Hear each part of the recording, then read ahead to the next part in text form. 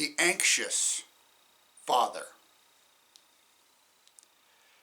being justified freely by his grace through the redemption that is in Jesus Christ, whom God set forth as a propitiation by his blood through faith to demonstrate his righteousness, because in his forbearance God had passed over the sins that were previously committed. Romans 3, verses 24 and 25.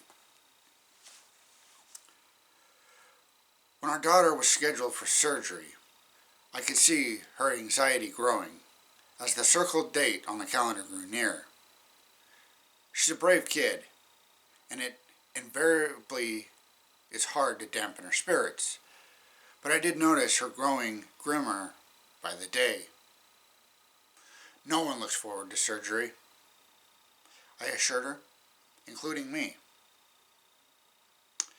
I've had a number of procedures myself, so she was constantly asking what it would be like. I knew the road to the operating room.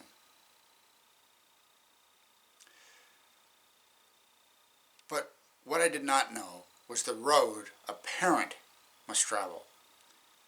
I found myself even more anxious than her. I knew the pain she would suffer. I knew the risks of surgery. Submitting your child to a general anesthetic is never 100% risk-free.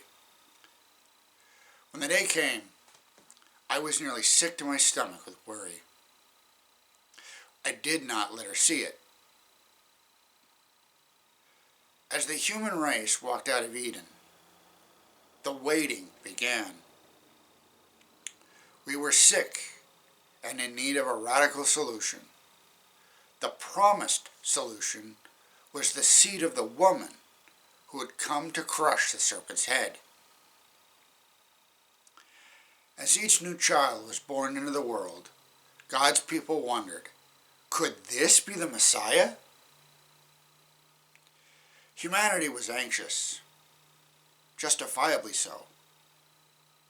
The wages of sin is death.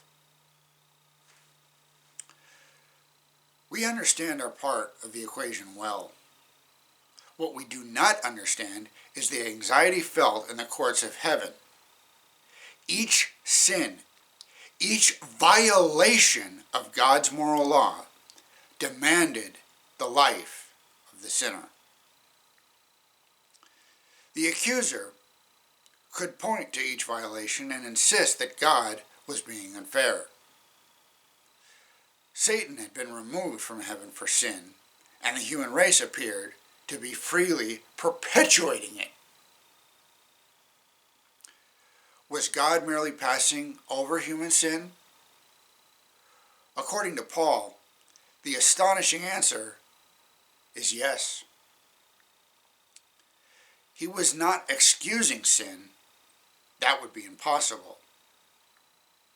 A violation of his own just character. But he was passing over it, waiting for the day when Jesus would stand in our place and justice could be satisfied. Some people suggest that Jesus is shielding us from a father who wishes to destroy.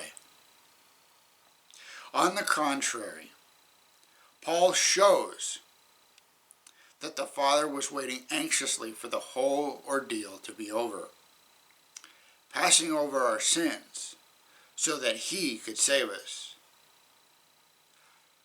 God, it seems, is more anxious than we are.